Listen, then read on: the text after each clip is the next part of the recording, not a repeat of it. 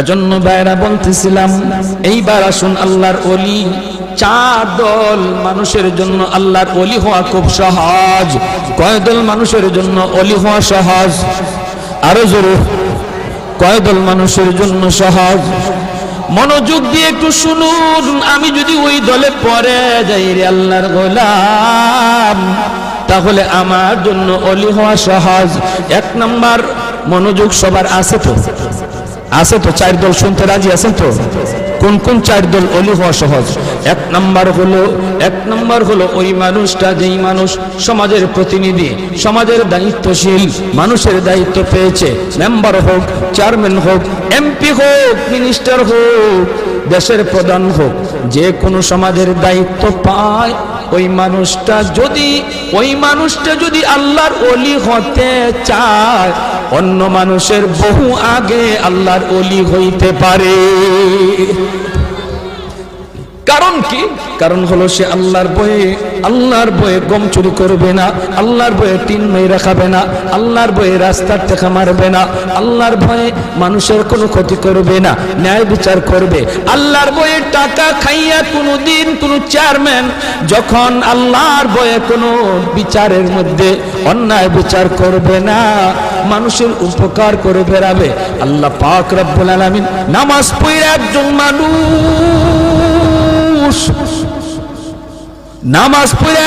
মানুষ ওলি হইতে যত সময় লাগে রে, একজন মানুষের খেদমত কইরা এর বহু আগে ওলি হইতে পারে। তাই বলে নামাজ চাইরা না, নামাজ পইরা আল্লাহর বিধান মান্যা কি দাবাই বটবটি লইয়া ভাগো, নামাজ পইরা নামাজ আদায় কইরা আল্লাহর বিধান মান্যা যে মানুষটা মানুষের খেদমত করে, সে আরেকজন নফল রোজার নামাজ পইরা ওলি হইতে তার যতদিন লাগতো, এর বহু আগে সে ওই জনপ্রতিনিধি আল্লাহর ওলি হয়ে যায়। শর্ত কি? আল্লাহর ভয়ে গম চুরি করা লাগবে না, গম চুরি বাদ দেওয়ান লাগবে? টিন খাওয়া, টিন চুরি হ্যাঁ আমাদের সমাজে নাই, আর নাই মে তা অন্য খান ময়মনসিংহ ইসলাম এক জায়গা এক বুড়া চাচা কয়, হুজুর কি তখন টিন চুরি আর গম চুরি, আমাকে চেয়ারম্যানে টয়লেট খাইলিছে।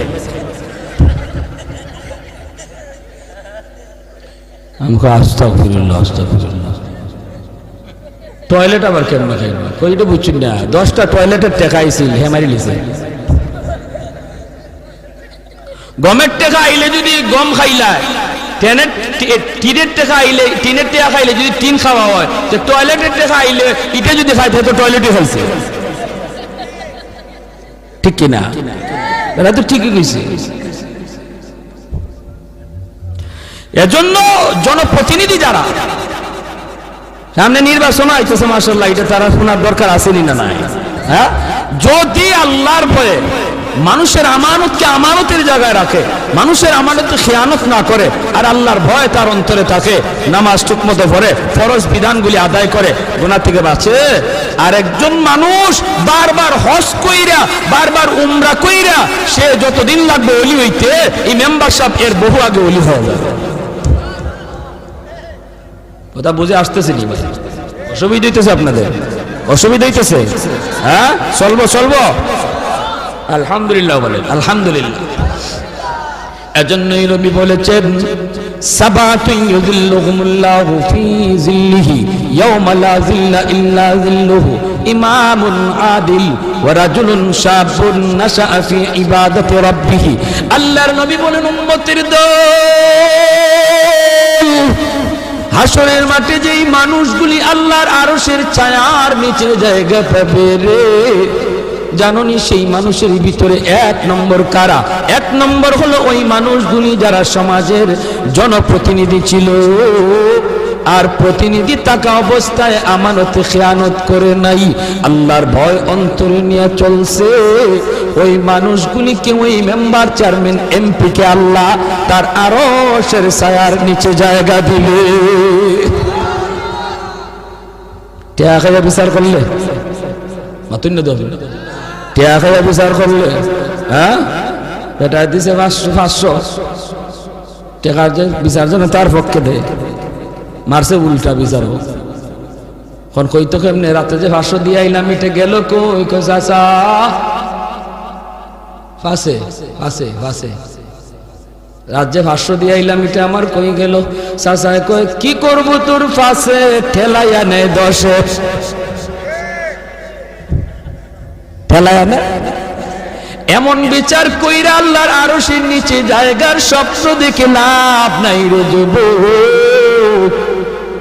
আল্লাহর আরশের নিচে যদি জায়গা পেতে হয়, ন্যায় বিচার কইরো। গোষ্ঠী দেখে বিচার করা যাবে না, মুখ চিহ্নে বিচার করা যাবে না, পয়সা খাইয়া বিচার করা যাবে না।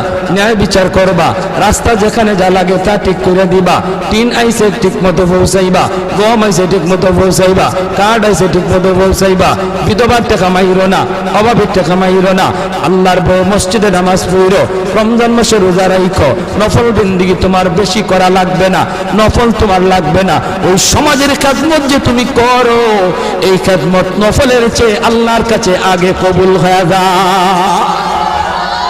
খেদমতে খালকের দ্বারা আল্লাহর ওলি হওয়া যায়, খেদমতে খালকের দ্বারা আল্লাহর ওলি হওয়া যায়। মানুষের উপকার করার দ্বারা আল্লাহর বেশি তাড়াতাড়ি ওলি হওয়া যায়।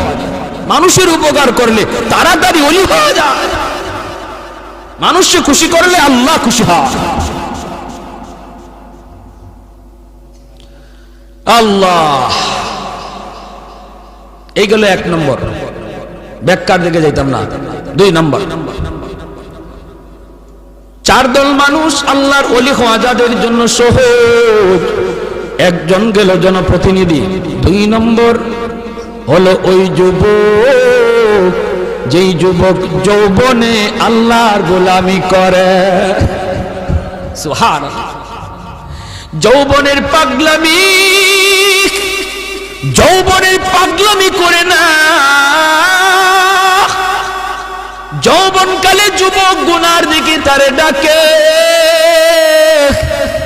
বৃদ্ধ বয়সে একজন বৃদ্ধকে এই গুনার দিকে শয়তান ডাকে না, একজন যুবককে যেই গুনায় ডাকে।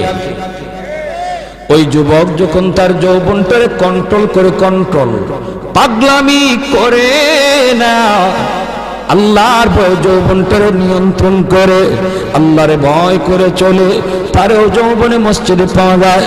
যৌবনে মুরব্বীদেরকে শ্রদ্ধা করতে দেখা যায়, বাপ মার সেবা করতে দেখা যায়, রমজান মাসে রোজা রাখতে দেখা যায়, নবীর সুন্নাত তরিকায় চলার চেষ্টা করে রে যুবক।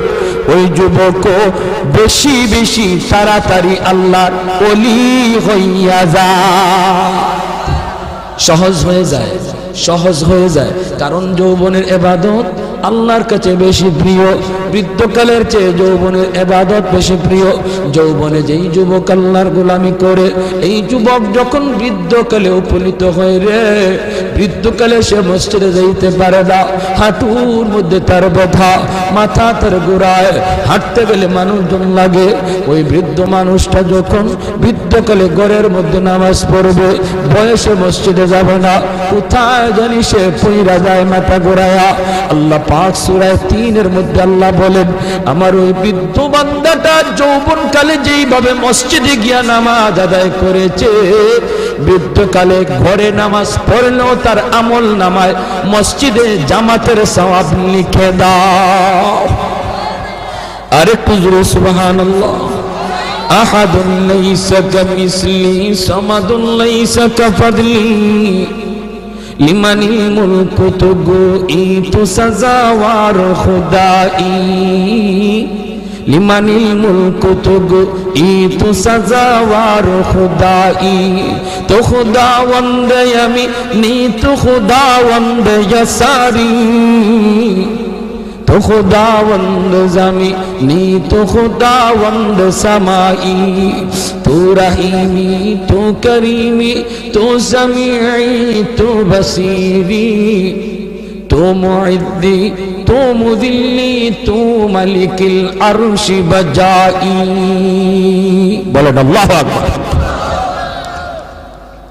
এ যুবক, তুমি মনে করো যৌবনে আল্লাহর ওলি হওয়া যায় না? যৌবন কন্ট্রোল করা তোমার কাছে যদি অসম্ভব মনে হয়, তাহলে আমি প্রমাণ পেশ করতে বাধ্য হব। এমন বহু যুবক পাওয়া যায় যৌবনে গুনাহ করে না, মসজিদে নামাজ পড়ে। এমন বহু যুবক স্কুল কলেজ ভার্সিটিতে পাওয়া যায় রে যুবক, চেহারাটা নবীর সুন্নত তরিকায় রাখছে, সুরতটা নবীর সুন্নত, পোশাকটা নবীর সুন্নতি পোশাক, বেগানা নারীর দিকে তাকায় না, চেহারার ভিতরে নূর চমকায়। পুলিশের মধ্যে নামাজি পাওয়া যায়, আর্মির মধ্যে দিনদার যুবক পাওয়া যায়, কলেজের মধ্যে দিনদার নামাজি যুবক পাওয়া যায়। সে যদি পারে যৌবনকে কন্ট্রোল করতে, তুমি কেন পারবা না যুবক? তোমার কাছে আমার একই প্রশ্ন। তারও যেমন যৌবনের পাগলামি আছে, তোমারও আছে। সে যদি পারে, তুমি কেন পারো না? ঢাকা ইউনিভার্সিটিতে একদিন গেলাম, আমার এক বন্ধু আমার দাওয়াত করলো, বন্ধু তুমি আইসো ঢাকা ইউনিভার্সিটিতে। গেলাম, আমি জোহরের নামাজ পড়লাম ভার্সিটির মসজিদে। নামাজ শেষ করলে পরে দোস্ত দেখা করলো, তার সাথে তার আরেকজন দোস্ত হাত মিলালো, আমিও তার সাথে হাত মিলালাম। দোস্তের দোস্ত দোস্ত হয়, হাবিবুল হাবিব হাবিবুন, বন্ধুর বন্ধু বন্ধু হয়। হাত মিলে আমার সাথে বন্ধুত্ব করলো। এবার আমার দোস্ত কয়, দোস্ত তার চেহারার দিকে একটু তাকাইছো নি? হ্যাঁ, আমি বললাম দোস্ত তাকাইছি না, শুধু আমি তো তার চেহারা থেকে চোখ ফিরাইতে পারি না। এত সুন্দর তার চেহারা, নূর চমকাইতেছে চমকাইতেছে। নবী এত সুন্দর, এত সুন্দর, সুন্নতি দাড়ি, এত সুন্দর তার চেহারা, সুন্দর সাদা একটা পাগড়ি, লম্বা একটা জুব্বা। আমার দোস্ত কই, বলো তো তারে দেখে তোমার কি মনে হয়? আমি বললাম হয়তো সে কোন মাদ্রাসায় পড়ে, নতুবা পড়ায়। আমার দোস্ত কয়, না রে দোস্ত, সে জিন্দিগিতে কোনোদিন মাদ্রাসার বারান্দাতেও পা দেয় নাই। স্কুল জীবন থেকে লেখাপড়া শুরু, কলেজ জীবন থেকে লেখাপড়া শুরু, ভার্সিটির জীবনও আসছে, পরীক্ষা দিয়েছে, টেস্ট পরীক্ষায়, ভর্তি পরীক্ষায় এত ভালো নাম্বার পেয়েছে। ইংলিশে অনার্স নিয়েছে ঢাকা ইউনিভার্সিটিতে, ইংলিশে অনার্সে ফার্স্ট ক্লাস হয়েছে, ফার্স্ট ক্লাস। এমন একটা যুবক ইউনিভার্সিটিতে, বাংলাদেশের সর্বোচ্চ শিক্ষা প্রতিষ্ঠান, তুমি পড়ো তোমার পাশের বিদ্যালয় আর স্কুল কলেজে। ঢাকা ইউনিভার্সিটি বাংলার সবচেয়ে বড় শিক্ষা প্রতিষ্ঠান, সর্বোচ্চ শিক্ষা প্রতিষ্ঠানে তাইকা ইংলিশে অনার্স পড়ো একটা যুবক, সে যদি নবীর সুন্নত তরিকায় চললো, আল্লাহর ভয় কইরা সব গুনাহ থেকে বাঁচলো, তুমি কেন পারবা না? তোমার কেন কপাল পুরল রে যুবক? হাত জোর করে বলি, কত যুবক যৌবনে কবরে চলে গেল, কত ছোট ভাই বড় ভাইয়ের আগে কবরে চলে গেল। ডাইনে তাকায় দেখো খেলার সাথে কবরে শুয়ে আছে, বামে তাকায় দেখো লেখাপড়ার সাথে কবরে শুয়ে আছে। সমবয়সের কত যুবক কবরে চলে গেল, কোন দিন তোমার ডাক আসে কেউ জানে না। ঘুমায় রইছে আর ঘুম থেকে উঠে না, ঘর থেকে বের হয়েছে আর যুবক ঘরে ফিরে না। অতএব তোমারে কোন পাগলে পাইছে, তোমারে কোন ইবলিসে পাইছে, কোন নফসে তোমারে ঘুরাইতেছে? একটু মনটারে বুঝাও, একটু বুঝাও, এখনো সময়। তওবা করে বলো, মালিক জীবনে আর কোনোদিন গুনাহ করব না, আর কোনোদিন নামাজ ছাড়বো না, আর কোনোদিন বেগানা নারীর দিকে তাকাবো না, আর কোনোদিন বাপ মার সাথে বেয়াদবি করব না, উলামায়ে কেরামের সাথে বেয়াদবি করব না। তুমি বলতে দেরি, আল্লাহ তোমাকে ওলির খাতায় নাম লেখাইতে দেরি হবে না। এজন্য যুবক, যৌবনকালে আল্লাহর ওলি হওয়া সহজ, যৌবনকালে আল্লাহর ওলি হওয়া সহজ। 3 নাম্বার হলো মহিলা জাতি। মহিলা জাতি, মা বোনেরা, তাদের জন্য আল্লাহর ওলি হওয়া খুব সহজ। কেমনে? কারণ হলো মহিলাদের ডিউটি কম, আমল কম, এজন্য তাদের হিসাবও কম। নবী বলেন 4 কাজের জিম্মাদার যে মহিলা হয়ে যাবে, যে মহিলা 4টা আমল ঠিক মতো হিসাব দিতে পারবে, সে আল্লাহর তৈরি যে কোনো জান্নাতে প্রবেশ করবে। আইয়ুমা ইমরাতিন ইযা সাল্লাত খামসাহা ওয়া সামাত শাহরাহা ওয়া হাসুনাত ফারজাহা ওয়া আতাআত বালাহা। নবী বলেন, এক নম্বর হলো সে যদি নামাজি হয়, দুই নম্বর হলো সে যদি রোজাদার হয়, তিন নম্বর হলো সে যদি স্বামীরে মান্না চলে, স্বামীরে মান্না চলে, স্বামীরে খুশি কইরা চলে, স্বামীর অবাধ্য না হয়, স্বামীর অবাধ্য না হয়, চার নম্বর হলো সে যদি পর্দা ঠিকমতো করে। আল্লাহর নবী বলেন, জানুনি সে জান্নাতের যে কোনো দরজা দিয়ে ঢুকবে, কেউ তারে বাধা দিবে না। জোরে কোন সুবহানাল্লাহ। এজন্য মহিলারা, মা বোনদের জন্য আল্লাহর ওলি হওয়া খুব সহজ। যেই মহিলা এই চারটা কাজ ঠিক মতো করে, তার কাছ থেকে দোয়া নিবেন, তার কাছ থেকে দোয়া নিবেন, মায়ের কাছ থেকে দোয়া নেন, মেয়েটার কাছ থেকে দোয়া নেন, স্ত্রীর কাছ থেকে দোয়া নেন। কারণ মহিলাদের দোয়া পুরুষের চেয়ে আগে কবুল হয়। মায়ার নবী বলেন, আমি সফরে বের হলেই আমার কলিজার টুকরা মেয়ে ফাতেমার কাছ থেকে, বিবিদের কাছ থেকে দোয়া নিয়ে বের হতো। ঘর থেকে বের হতে বাবা মেয়েটার কাছ থেকে দোয়া নেও, মাথায় হাত বুলাইয়া আদর করে আব্বু দোয়া করে আব্বু যাইতেছি, মেয়ের কাছ থেকে দোয়া নেও। মেয়ে বাবার জন্য দোয়া করবে, স্ত্রী স্বামীর জন্য দোয়া করবে, মা সন্তানের জন্য দোয়া করবে। আল্লাহ পাক রব্বুল আলামিন সামনের সমস্ত বিপদ আপদ থেকে আল্লাহ তার হেফাজত করবে। ঘরে ঢুইকাও মেয়েটার কাছে আগে যান, ছেলের চেয়ে। নবীজিও সফর থেকে ফিরে আইসো, নবীজি খাতুনে জান্নাত ফাতেমা রাদিয়াল্লাহু তাআলা আনহা, নবীজির কলিজার টুকরা মেয়ে, তার কাছে আগে দেখা করতেন, মেয়ের সাথে আগে দেখা করতেন, মেয়ের কাছ থেকে দোয়া নিতেন, আবার সফর থেকে আইয়াও মেয়ের সাথে আগে দেখা করতেন। জোরে কন্যা সুবহানাল্লাহ। ভাইরা আমার, এজন্য বলতেছি মহিলাদের জন্য আল্লাহর ওলি হওয়া খুব সহজ, খুব সহজ। মহিলাদের জন্য সহজ কেন? কারণ তাদের হিসাব কম। সম্পদ কেমনে কামাই করেছো, সম্পদ কোন পথে ব্যয় করেছো, এই জবাব কোন মহিলাকে দেওয়া লাগবে না, পুরুষকে দেওয়া লাগবে, স্বামীকে দেওয়া লাগবে, স্ত্রীকে দেওয়া লাগবে না। স্বামী কেমনে সংসার চালাইলো, হালাল পথে না হারাম পথে, জবাব দিবে স্বামী, মহিলাকে জবাব দেওয়া লাগবে না। এজন্যই রে ভাই, মহিলাদের জন্য আল্লাহর ওলি হওয়া খুব সহজ। 4 নাম্বার, গরিব দুঃখী মানুষ, অভাবী মানুষ, তাদের জন্য ওলি হওয়া সহজ। কেন? কারণ ধনী তার সকল ধন দৌলতের হিসাব দিতে দিতে টাইম লেগে যাবে, আর গরিব সম্পদ কম হওয়ায় কম কোটায় হিসাব দিয়া ধনীর 500 বছর আগে জান্নাতে চলে যাবে। ইন্নামাল ফুকারা ইয়াদখুলুনাল আগনিয়া ইয়াদখুলুনাল জান্নাতা ক্বাবলাল আগনিয়া বি500 সানা। নবী বলেন, ধনীর 500 বছর আগে জান্নাতে চলে যাবে। এজন্যই তো ওসমান গনি রাদিয়াল্লাহু তাআলা আনহু বলেছিলেন, ইয়া রাসূলুল্লাহ, ইয়া হাবিবাল্লাহ, ওগো নবীজি, আমি তো আমার সম্পদ ভালো কাজে ব্যয় করেছি, হালাল পথে কামাইছি, আমি তো গরিব দুঃখীদেরকে সবসময় দান করি, সদকা দেই, অভাবীদের পাশে আমি দাঁড়াই, আমিও কি 500 বছর পরে জান্নাতে যাইমু সম্পদ বেশি হওয়ার কারণে? আল্লাহর নবী বলেন, উসমান রে, তুমি আমার জামাই হতে পারো, তুমি আমার মেয়ের জামাতা হতে পারো, কিন্তু আমি নবী নিজের থেকে কিছুই বলি না, আমি যা বলেছি আমার মালিকের ইশারায় বলেছি। তুমি ওসমান, আমি নবীর মেয়ের জামাতা হইতে পারো, আশরে মুবাশশারার সদস্য তুমি হইতে পারো রে, তবুও তুমি উসমান গরিবের 500 বছর পরে জান্নাতে ঢুকবা। উসমান গনি কয়, নবী গো, কিছুই বুঝি নাই গো। কেন গো নবী, কেন?